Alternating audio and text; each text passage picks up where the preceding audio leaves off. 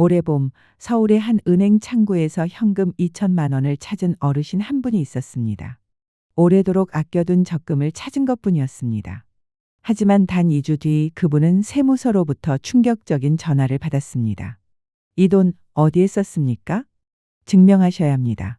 자신의 돈이었지만 증명하지 못한 대가는 너무나도 냉정했습니다.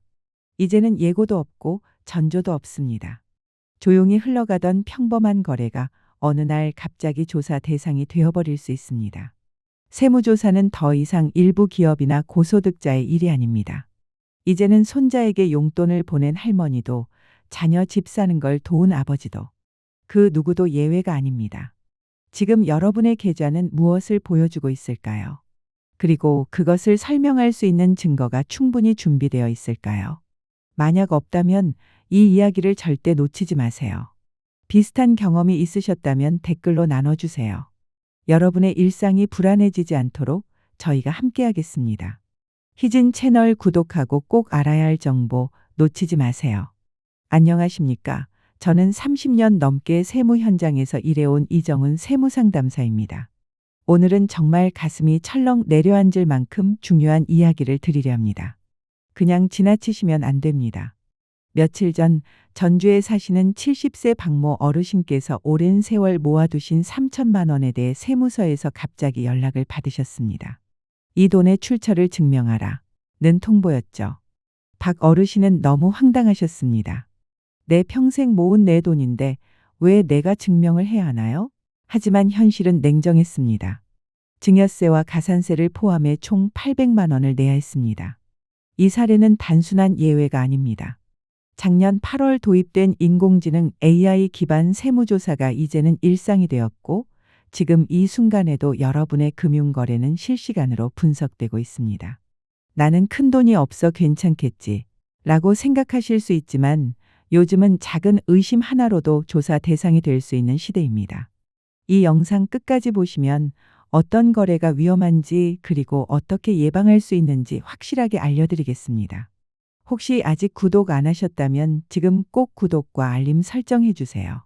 이 정보는 단지 혼자만 아는 게 아니라 자녀분들, 형제, 지인들과도 꼭 나누셔야 합니다. 모르면 억울한 피해를 입게 되는 경우가 많거든요. 제가 세무사로 활동한 지난 수십 년 동안 이렇게 급변하는 시스템은 처음입니다.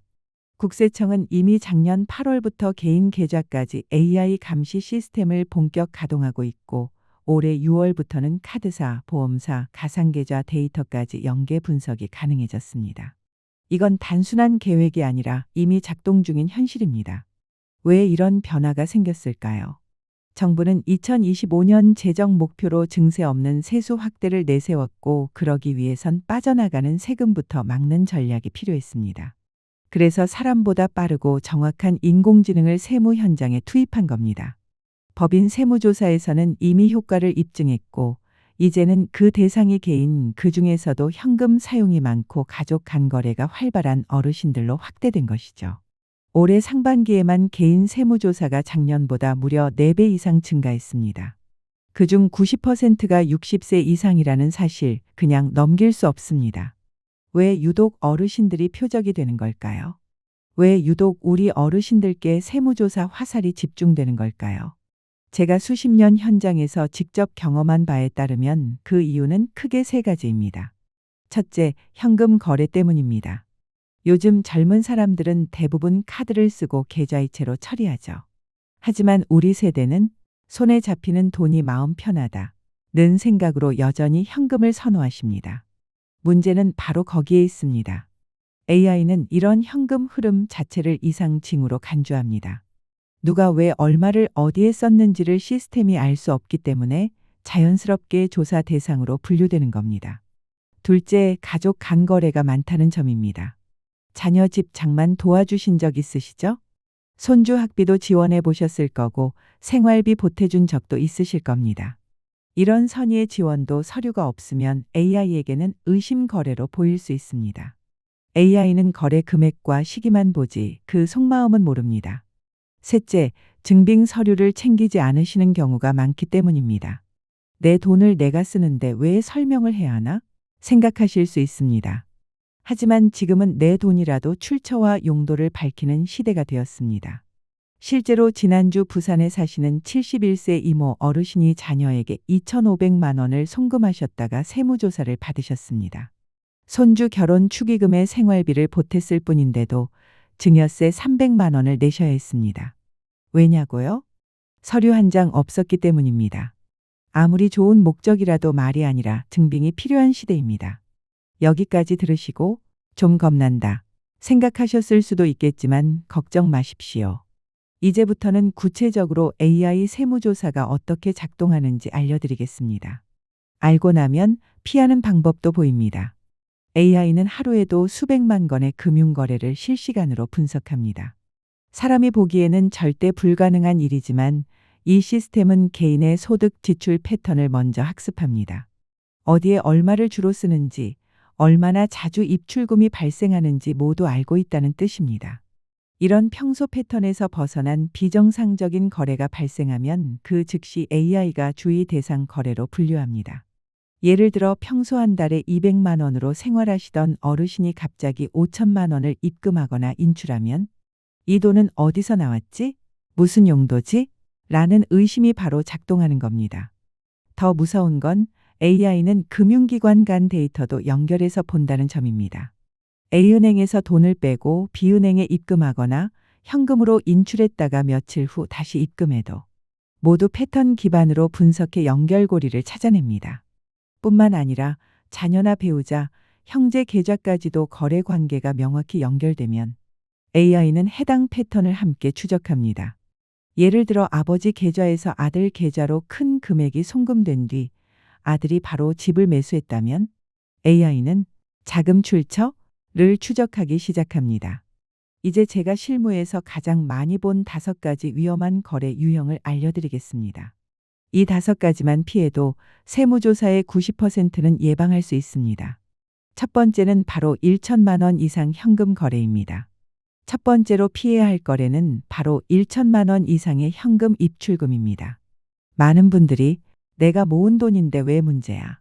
하시지만 지금은 그렇게 단순하지 않습니다. 2025년부터는 금융정보분석원 FIU를 통해 1천만 원 이상 현금 거래는 자동 추적되며 이 정보가 국세청으로 바로 연동되어 세무조사 단서로 활용될 수 있습니다. 서울에 사시는 65세 최모 어르신 사례입니다. 수십 년간 붙던 적금이 만기되어 2천만 원을 현금으로 찾으셨습니다.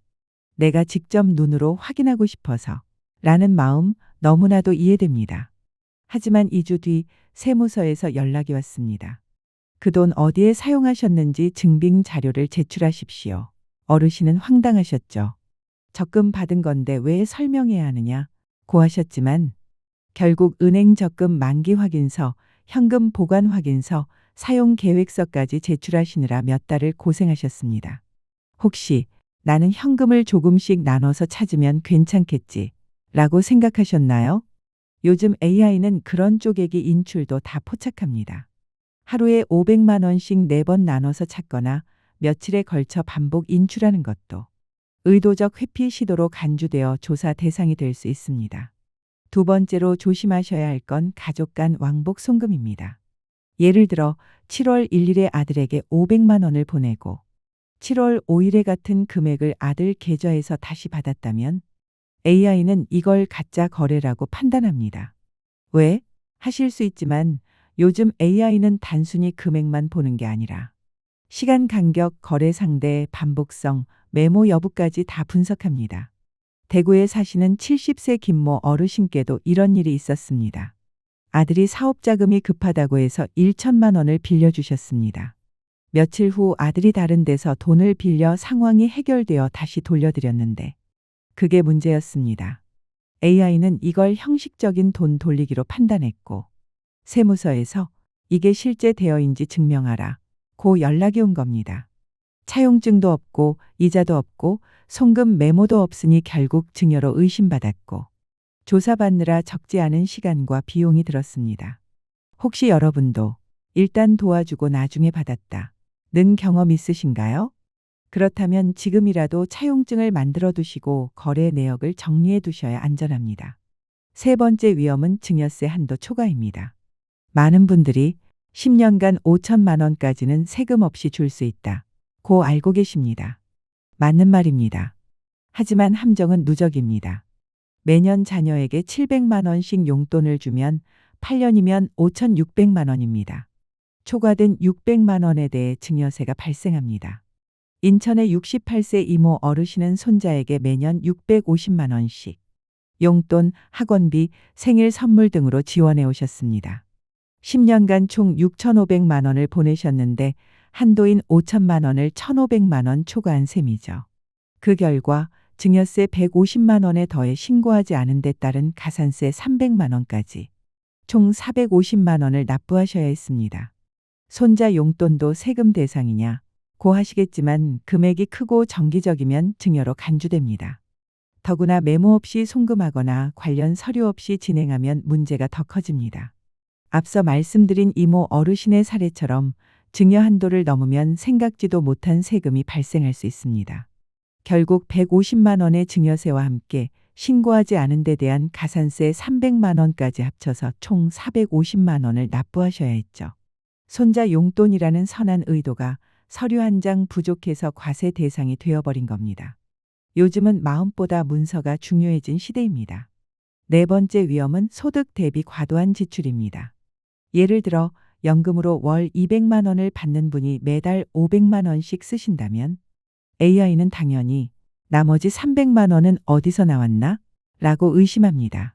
그 출처를 소명하지 못하면 탈세 의심 거래로 분류됩니다. 부산에 사시는 66세 박모 어르신 사례를 보면 연금으로 생활하시던 중 평생 모은 돈으로 3억 원짜리 아파트를 현금으로 구매하셨습니다. 당연히 어르신 입장에서는 평생 모은 돈인데 왜 문제가 되냐고 생각하셨죠. 문제는 그 모은 돈의 흐름을 보여줄 수 있는 서류가 없었다는 겁니다. 20년 전 퇴직금, 30년 전 땅 판 돈, 매년 받은 농사 수익. 이 모든 걸 지금 시점에서 서류로 입증하라니 참 난감하실 수밖에요. 하지만 AI는 과거 사정보다 현재 데이터만 봅니다. 그래서 소득 대비 과도한 지출로 간주되어 조사로 이어졌습니다. 다섯 번째 위험은 메모 없는 송금입니다. 생각보다 많은 분들이 계좌이체 시 메모란을 비워두거나 그냥 용돈이라고만 적으시는 경우가 많습니다. 하지만 메모는 한 줄짜리 증빙이 될 수 있는 중요한 단서입니다. 예를 들어 아들 전세 보증금 지원, 딸 2025년 2학기 등록금, 어머니 병원비처럼 정확하게 목적과 상대방 이름까지 적어두시면 나중에 조사받을 일이 생기더라도 명확히 설명하실 수 있습니다. 대전에 사시는 72세 윤모 어르신은 자녀들에게 매달 생활비를 보내셨지만 3년 동안 단 한 번도 메모를 남기지 않으셨습니다. 총 송금액 1,800만 원. 결국 세무서에서는 이게 생활비인지 증여인지 판단할 수 없다고 보고 일부 금액에 대해 증여세를 부과했습니다. 단순히 메모 몇 글자 안 적어서 수백만 원 손해를 보신 거죠. 그래서 저는 오랜 상담 경험을 바탕으로 어르신들께 꼭 드리고 싶은 안전한 거래를 위한 황금 수칙 3가지를 정리해 드립니다. 첫째, 모든 거래에 메모 남기기. 입금 목적을 명확히 적으세요. 좋은 예, 장남 김 전세 보증금 지원, 차녀박 2025년 2학기 등록금, 모친 생활비 및 병원비, 손자 2학원비, 나쁜 예, 용돈 의미 불분명, 지원금 목적 모호, 급해서 보냄 구체성 부족, 메모 없음 최악. 둘째, 증빙서류 5년간 보관하기. 전세계약서, 등록금 납입 확인서, 병원비 영수증, 청첩장, 차용증 등 돈의 목적과 흐름을 설명할 수 있는 모든 자료는 꼭 챙기셔야 합니다. 셋째, 일정한 패턴 유지하기. 예를 들어 매달 25일에 자녀에게 50만 원씩 보내는 정기적 거래는 AI도 정상적인 생활비 지원으로 인정합니다. 반면 금액과 날짜가 들쭉날쭉하면 의도 없는 거래라도 이상 거래로 분류될 수 있습니다. 이 정보가 도움이 되셨다면 꼭 자녀분들, 지인들과도 공유해 주세요. 특히 자녀 세대는 도와주는 입장이지만 그게 서류 없이는 증여로 오해될 수 있다는 사실을 잘 모릅니다. 미리 알고 준비하셔야 나중에 억울한 일 없이 가족 모두 평온한 일상을 지킬 수 있습니다. 부모님이나 어르신들께 이 내용을 꼭 알려드려야 합니다. 괜히 모르고 지나갔다가 나중에 억울한 세금을 물게 될 수도 있기 때문입니다. 특히 자녀의 집을 마련해 주실 때 많은 분들이 그냥 돈만 보내고 끝내는 경우가 많습니다. 하지만 요즘은 그게 가장 위험한 방식입니다. 돈을 보낼 때는 반드시 근거가 되는 서류까지 함께 갖춰야 합니다. 부동산 매매계약서 사본, 자녀 명의의 대출 관련 서류, 가족 간 차용증이나 증여 확인서, 그리고 자금 지원 사유서까지 준비하셔야 나중에 문제가 생기지 않습니다. 광주에 사시는 69세 최모 어르신도 아들에게 집을 사라고 2억 원을 보내셨습니다. 따로 서류는 남기지 않으셨고 그냥 계좌이체만 하셨습니다. 몇 년이 지난 후 세무조사를 받게 되었는데 이 돈이 증여인지 대여인지 증명할 길이 없었습니다. 차용증도 없었고 이자 약정도 없었으며 상환 계획도 없었습니다. 결국 국세청에서는 이 거래를 증여로 판단했고 어르신은 증여세 2천만 원을 납부하셔야 했습니다. 병원비를 대신 내는 것도 주의가 필요합니다. 부모님의 병원비를 자녀가 대신 내는 것은 당연한 일이고 세금도 부과되지 않습니다. 하지만 이 또한 그냥 넘어가는 게 아닙니다. 실제로 병원비를 대신 냈다는 사실을 증명할 수 있는 자료가 필요합니다. 병원비 영수증, 진료비 카드 결제 내역, 약국 영수증, 간병비 영수증, 의료진의 소견서까지 가능한 한 다 챙겨두셔야 합니다. 송금하실 때도 메모에 분명하게 아버지 병원 입원비, 어머니 외래 진료비라고 써두시면 훨씬 안전합니다. 혹시 지금까지 메모 없이 송금하시거나 아무런 증빙 없이 가족에게 도와주신 적 있으신가요? 걱정하지 마세요. 지금이라도 정리하시면 늦지 않았습니다. 우선 최근 3년간의 계좌 거래 내역을 출력해 보시고 큰 금액이 오간 거래들을 살펴보세요. 가족 간 100만 원 이상 송금, 500만 원 이상의 현금 인출, 1천만 원 이상이 오간 부동산 관련 거래들을 특히 눈여겨보셔야 합니다. 각 거래마다 언제, 누구에게, 얼마를, 왜 보냈는지 이유를 정리해 보세요. 그 돈이 실제로 어떻게 쓰였는지 확인하고 관련 서류가 있는지 없는지도 점검해 보셔야 합니다. 자료가 없다면 가족들과 대화를 통해 그때 상황을 기록으로 남기고 간단한 확인서라도 만들어 두시는 것이 좋습니다. 이렇게 준비만 잘해두면 억울한 일은 충분히 피할 수 있습니다. 실제로 좋은 사례도 있습니다. 경기도에 사시는 73세 한모 할머니는 10년 동안 자녀들에게 총 1억 2천만 원을 지원하셨습니다. 금액만 보면 증여세가 나올 법하지만 할머니는 모든 내역을 꼼꼼하게 기록하고 서류로 남기셨습니다. 첫째 아들의 결혼 비용 3천만 원은 청첩장과 예식장 계약서로, 둘째 아들의 전세보증금 5천만 원은 전세계약서와 차용증으로, 셋째 딸의 창업지원금 2천만 원은 사업계획서와 상환계획서로, 막내 아들의 학비 2천만 원은 등록금, 납입 확인서와 생활비 내역서로 각각 명확히 남겨두셨습니다. 세무조사가 나왔을 때 이 서류들을 제출하시자 모든 거래가 정당한 지원으로 인정되었고 증여세는 0원이었습니다. 또 부산의 68세 김모 어르신은 5년간 자녀 3명에게 매달 생활비를 일정하게 보냈습니다. 첫째에게는 매달 80만 원, 둘째에게는 60만 원, 셋째에게는 50만 원씩 매달 25일에 정확하게 송금하셨고 메모도 빠지지 않았습니다. 총 1억 1,400만 원을 지원하셨지만 모두 정상적인 생활비로 인정받았습니다. 결국 중요한 것은 금액 자체가 아니라 그 돈이 어떤 목적으로 누구에게 어떻게 전달되었는지를 설명할 수 있느냐는 점입니다. 가족 간의 선의도 이제는 준비된 문서와 기록이 뒷받침돼야 보호받을 수 있습니다. 지금부터라도 하나씩 정리해 보세요. 절대 늦지 않았습니다.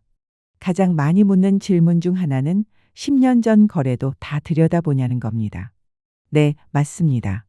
특히 금액이 크거나 반복된 거래는 AI가 과거까지 소급해서 분석할 수 있습니다. 법적으로는 통상 5년, 탈루가 의심되면 10년까지 조사할 수 있습니다. 그러니 지금이라도 예전 거래 목적을 메모나 문서로 정리해 두시는 게 좋습니다. 또 다른 질문은 현금으로 받은 임대료는 어떻게 해야 하느냐는 것입니다. 반드시 임대 계약서와 함께 입금 확인서 같은 증빙을 받아 두셔야 합니다. 그리고 소득 신고를 꼭 하셔야 합니다.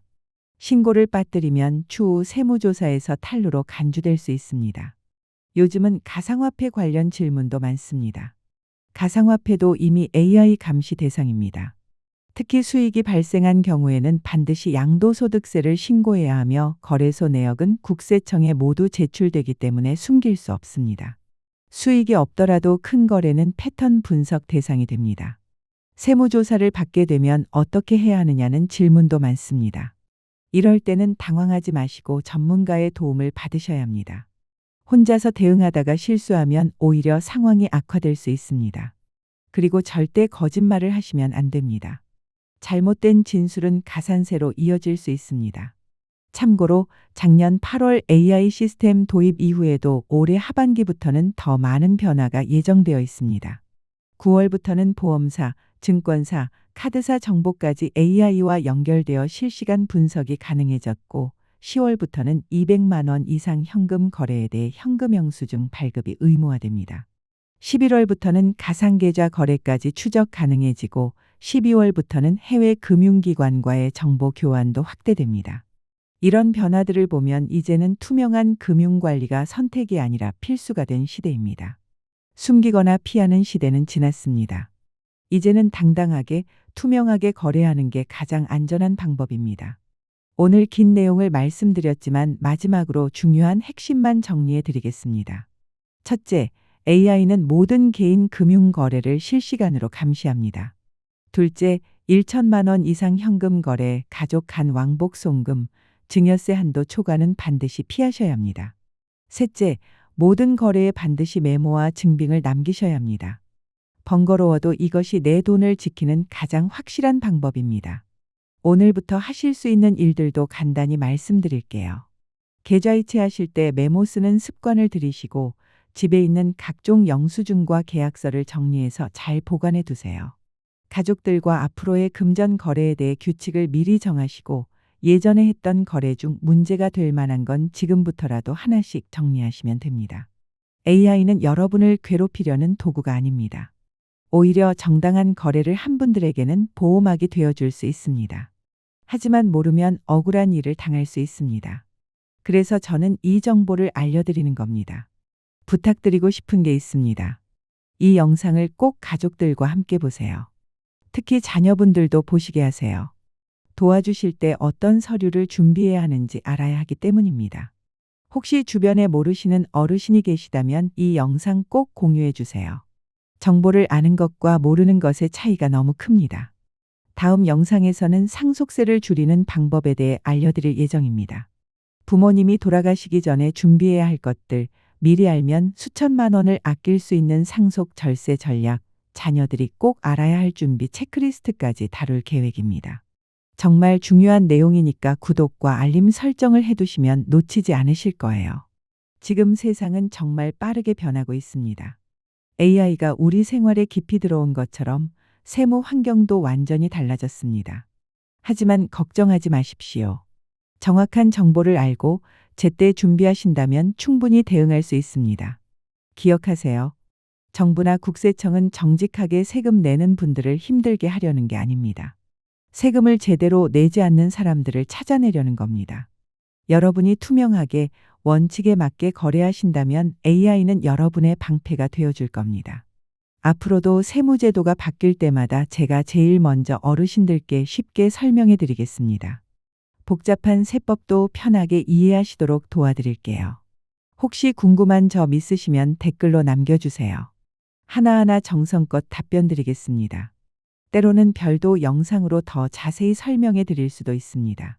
긴 이야기 끝까지 들어주셔서 진심으로 감사드립니다. 여러분의 집중력과 학습 의지가 정말 대단하십니다. 이 정보가 조금이라도 여러분의 재산을 지키는 데 도움이 되었다면 저로서는 큰 보람입니다. 앞으로도 여러분의 든든한 세무 파트너가 되겠습니다. 좋아요, 구독, 알림 설정 부탁드리고요. 도움이 되셨다면 댓글로 한마디만 남겨주셔도 정말 큰 힘이 됩니다. 급하게 세무 상담이 필요하신 분들은 댓글로 긴급 상담이라고 남겨주시면 최대한 빨리 도와드리겠습니다. 건강하시고 세금 걱정 없는 편안한 노후 되시길 진심으로 바랍니다. 다음 영상에서 더 알찬 정보로 다시 인사드리겠습니다. 오늘 하루도 수고 많으셨습니다. 감사합니다.